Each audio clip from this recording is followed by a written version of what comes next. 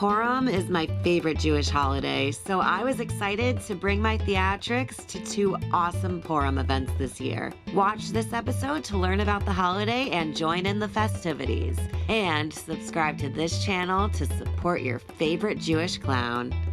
All up in the Nola verse, all up in the Nola verse. There's community and fashion, entertainment and play. What are we going to do today? All up in the Nola verse. Hello, Magical Misfits. It's your girl, Nola Bunny, and welcome back to the Nolaverse. It is Purim, which is my favorite Jewish holiday, and I am getting ready to be a jester queen for a very fun Purim party. Check out my face paint done by Michael, and check out his face paint. I really like how his came out. We are on our way to Michael's first gig because we are both working together for our second gig and they're in the same area. So I gotta head out early because this is what happens when you don't drive, y'all. Anyone younger that's watching, get your permit when you are of age and able to do so. Don't be like me. Don't be 31 years old and still not driving and having to inconvenience yourself because of it. But anyways, we are on our way to Michael's first face paint gig and we're all painted up ourselves. You ready to paint for hours today, Michael? Oh yeah, that's all I ever wanted. After you've already been painting for hours because it took you like about 2 hours between both of our faces. Well, I'll have to speed up for the parties. You will, yes. All right, y'all, I painted my nails. I specifically saved it for right now because I knew that I was going to have lots of time to kill in the car. Since I still have about an hour and a half of just hanging out in my car, I thought I would share the story of Purim with all my friends who don't celebrate and have no idea what Purim is. Purim, like just about every Jewish holiday, is about perseverance and freedom and overcoming. I'll tell you the very short version of a story with many details that went on for years and years and years and years. Let's start with King Ahasuerus. And to my fellow Jews, please do not judge me on the pronunciation of a very difficult name. King Ahasuerus was having a dinner party and Queen Vashti was told to come out and dance naked for everyone at the party, and she refused. This made her no longer be queen. She was dethroned, and it was time for the king to find a new queen. So there was a pageant with many lovely, lovely women coming and dancing for the king, and one stood out more than anyone else.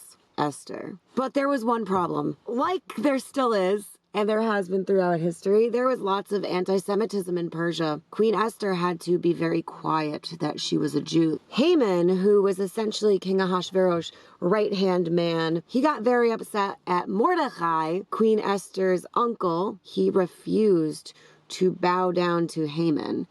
And because of this, Haman wanted to exterminate the Jews. And Queen Esther stood up for her people and she said, "But I'm a Jew." And the king did not want his beautiful queen dead, so they planned a lovely parade. And Haman thought that he was being honored, but it actually turns out that this was his death parade and he was about to get hung. And the story of Purim is about how the Jews survived when they could have been exterminated, and we celebrate through costumes and merriment and joy and fun.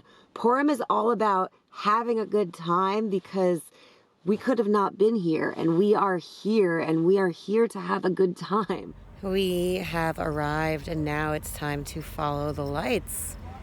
Follow the green, yellow, and purple lights. Emmy, you cleaning off your mirror so everyone looks extra pretty. Yeah. So Michael was asked to not be a stationary paint station, but a roaming paint station. So this is what he figured out to do. So if you want your roaming face painter, It's in the bag. it's in the bag. Determined to spread joy, we brought out all our party tricks for this event.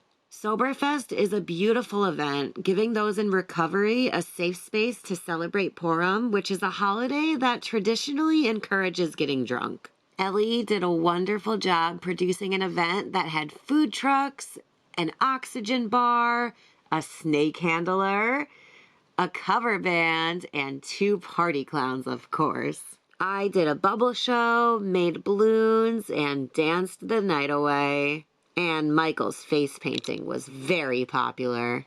Good afternoon, y'all. Yes, I am sleeping in the car, or just waking up, that is. More chronicles from not being a driver. Michael and I both had gigs today, and in order to bring me to my gig, he was not able to backtrack. So here I am resting in the car while he's doing his gig, so then I can head to my gig. And we're going to stop at my mom's house, which is the halfway point, because it would have made absolutely no sense for us to go back home. The sneakiest of peek via my mom's bedroom, and it is time to go. Thank you, Michael, again for your wonderful face paint skills. For the second night of Purim, I was hired to be a mime at a synagogue. I started by greeting the guests as they entered, and then I mimed along to the Megillah reading, following along via the animation on the screen since I don't speak Hebrew. After the Megillah reading, there was a circus show hosted by Joshua Superstar of Circovation, who had many a trick to share. Now, you guys didn't come all this way just to listen to little old me run my mouth. At this point, I'd like to introduce you guys to somebody incredible. You may recognize him from his work on Cirque du Soleil. You may recognize him from his work in movie theaters across the world. But what he's most famous for is inventing the Gutenberg press. One of those things is true. Folks, it's my honor to turn the stage over to the incomparable Mr. Prince Madeline. I would definitely recommend this circus show for your event, and I'm leaving their website below so you can connect with them. Sorry about that. I just had to put my voice box in.